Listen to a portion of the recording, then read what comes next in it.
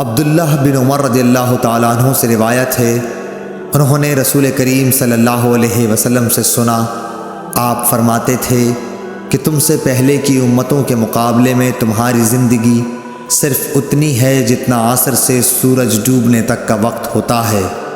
تو رات والوں کو تورات دی گئی تو انہوں نے اس پر صبح سے عمل کیا آدھے دن تک، پھر وہ عاجز آ گئے، کام پورا نہ کر سکے۔ ان لوگوں کو عمل کا بدلہ ایک ایک قرات بقول بعض دینار کا چوتھا سے چھٹا حصہ اور بعض کے قول کے مطابق دینار کا 20واں حصہ دیا گیا۔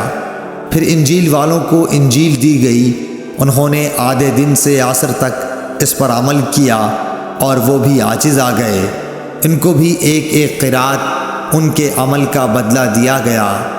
پھر عصر کے وقت ہم کو قرآن ملا، ہم نے اس پر سورج غروب ہونے تک عمل کیا اور کام پورا کر دیا، ہمیں 2 قرات ثواب ملا۔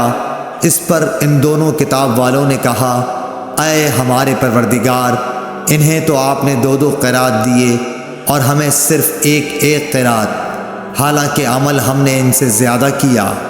اللہ عز و جل نے فرمایا، تو کیا میں نے اجر دینے میں تم پر کچھ ظلم کیا؟ انہوں نے عرض کی کہ نہیں۔ اللہ تعالیٰ نے فرمایا کہ پھر یہ زیادہ اجر دینا میرا فضل ہے، جسے چاہوں دے سکتا ہوں۔ صحیح بخاری حدیث نمبر 557۔ ابو موسیٰ اشعری عبداللہ بن قیس رضی اللہ تعالیٰ عنہ سے روایت ہے، انہوں نے نبی کریم صلی اللہ علیہ وسلم سے کہ آپ نے فرمایا کہ مسلمانوں اور یہود و نصارہ کی مثال ایک ایسے شخص کی سی ہے کہ جس نے کچھ لوگوں سے مزدوری پر رات تک کام کرنے کے لیے کہا، انہوں نے آدھے دن کام کیا، پھر جواب دے دیا کہ ہمیں تمہاری اجرت کی ضرورت نہیں، یہ یہود تھے۔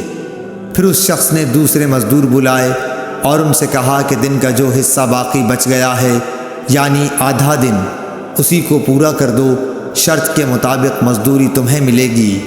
انہوں نے بھی کام شروع کیا، لیکن عصر تک وہ بھی جواب دے بیٹھے، یہ نصارہ تھے۔ پس اس تیسرے گروہ نے جو اہل اسلام ہیں پہلے 2 گروہوں کے کام کی پوری مزدوری لے لی۔ صحیح بخاری حدیث نمبر 558۔ ابو بردہ نے حضرت ابو موسیٰ اشعری رضی اللہ تعالیٰ عنہ سے روایت کیا ہے، آپ نے فرمایا کہ میں نے اپنے ان ساتھیوں کے ساتھ جو کشتی میں میرے ساتھ حبشہ سے آئے تھے بقیع بطحان میں قیام کیا۔ اس وقت نبی صلی اللہ علیہ وسلم مدینہ میں تشریف رکھتے تھے۔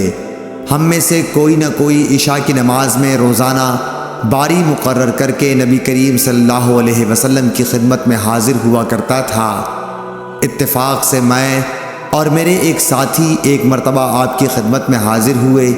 آپ اپنے کسی کام میں مشغول تھے، کسی ملی معاملے میں آپ اور حضرت ابو بکر صدیق رضی اللہ تعالیٰ عنہ گفتگو فرما رہے تھے، جس کی وجہ سے نماز میں دیر ہو گئی اور تقریباً آدھی رات گزر گئی۔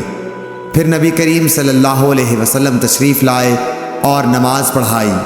نماز پوری کر چکے تو حاضرین سے فرمایا کہ اپنی اپنی جگہ پر وقار کے ساتھ بیٹھے رہو اور ایک خوشخبری سنو، تمہارے سوا دنیا میں کوئی بھی ایسا آدمی نہیں جو اس وقت نماز پڑھتا ہو، یا آپ نے یہ فرمایا کہ تمہارے سوا اس وقت کسی امت نے بھی نماز نہیں پڑھی تھی۔ یہ یقین نہیں کہ آپ نے ان 2 جملوں میں سے کون سا جملہ کہا تھا۔ پھر راوی نے کہا کہ ابو موسیٰ رضی اللہ تعالیٰ عنہ نے فرمایا، پس ہم نبی کریم صلی اللہ علیہ وسلم سے یہ سن کر بہت ہی خوش ہو کر لوٹے۔ صحیح بخاری حدیث نمبر 567۔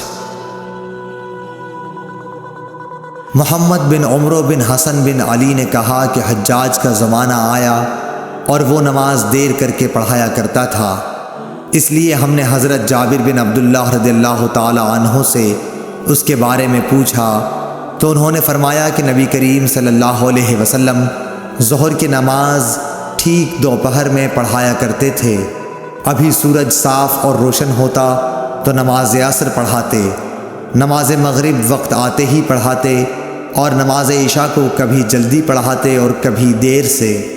جب دیکھتے کہ لوگ جمع ہو گئے ہیں تو جلدی پڑھا دیتے، اور اگر لوگ جلدی جمع نہ ہوتے تو نماز میں دیر کرتے اور لوگوں کا انتظار کرتے۔ اور صبح کی نماز صحابہ رضی اللہ عنہم یا یہ کہا کہ نبی صلی اللہ علیہ وسلم اندھیرے میں پڑھتے تھے۔ صحیح بخاری حدیث نمبر 560۔